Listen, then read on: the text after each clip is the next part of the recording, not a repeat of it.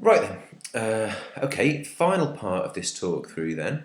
And we just left it where Lady Macbeth has kind of lost patience with Macbeth. He's refused to go back to put the daggers back. She said, right, give them here, I'll do it. And then there's a knocking at the door. Remember, it's the middle of the night. From off stage, you hear this knocking, presumably on the sort of gate of the door of the castle. Right, that takes us to the last page of the scene. Now remember, Macbeth is on his own here now. Okay, so he is now speaking his thoughts. Okay, he says, whence is that knocking? Where's that knocking coming from? How is it with me when every noise appalled me? Sort of lots of questions here, isn't there? What's going on with me? Everything I hear appalls me, it makes me terrified.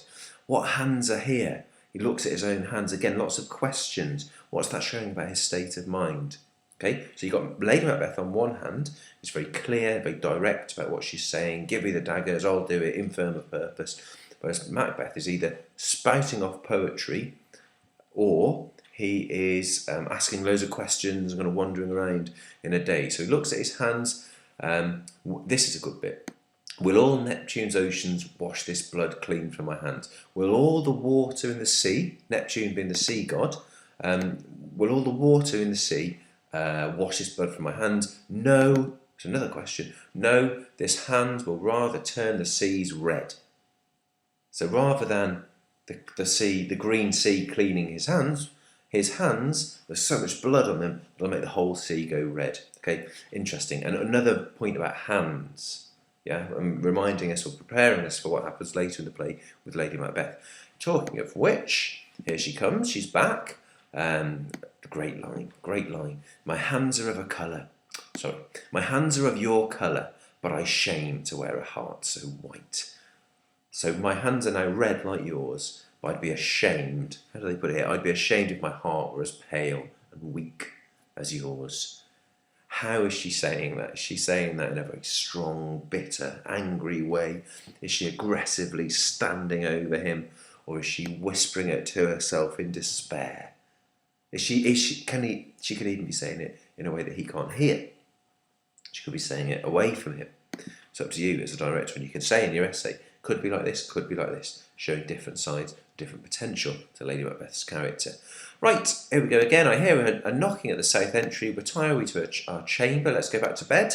A little water clears us of this deed. Very ironic line, very important line, because of course later in the play she can't get this imaginary blood off her hands. That's the way her madness shows itself. How easy is it then? And of course it turns out for Lady Macbeth to be not easy at all. So that shows us, looking back on it, that she is wrong about what she says and wrong about what she thinks, I suppose, because later on in the play she's proved to be wrong. So, more knocking, hark, more knocking, get on your nightgown, lest occasion call us and show us to be watchers. Basically meaning, let's get out of our clothes, get into our night clothes in case somebody sees us, and it'll obviously be weird if we're not in our bedclothes at this hour of night, it'll look suspicious. Again, she's thinking ahead, she's taking action. She says to him, be not lost so poorly in your thoughts. They've put it there as snap out of this daze that you're in, suggesting that maybe Macbeth is on stage kind of still looking at his hands or whatever. So there's a contrast, there's a use of contrast here, something you could write about in your essay, between Lady Macbeth being very strong, direct, clear, Macbeth being very emotionally all over the place. Okay, Macbeth finishes off. I know to know my deed, 'twere best not to know myself. What does that mean? What have they got here? Rather than have to think about my crime, I'd prefer to be completely unconscious.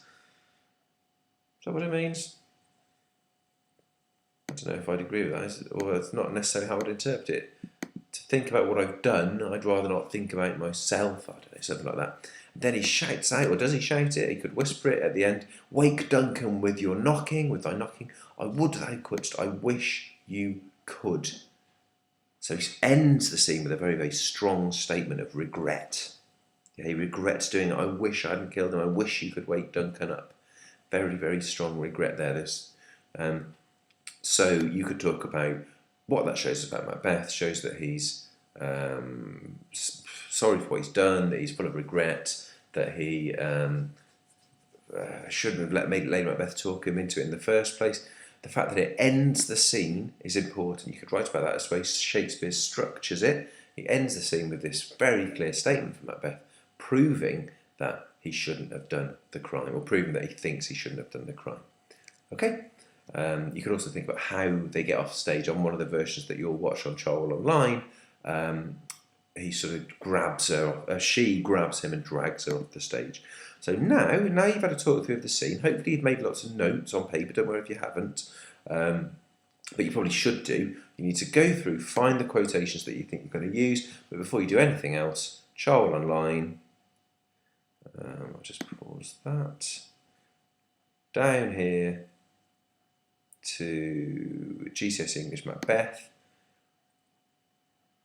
Watch the two scenes, and now you've sort of got a way in, an understanding of what they mean. You'll enjoy it a lot more, I think. Watch the two scenes, see how they're acted, see if it's what you expected, then choose the quotations that you're going to use for your essay. Okay, choose the quotations that you're going to end up using, that you think are the most interesting. Now, for this one, let's face it, you only need sort of 3 or 4 bits to look at. Decide if you want to write about Macbeth or Lady Macbeth or both.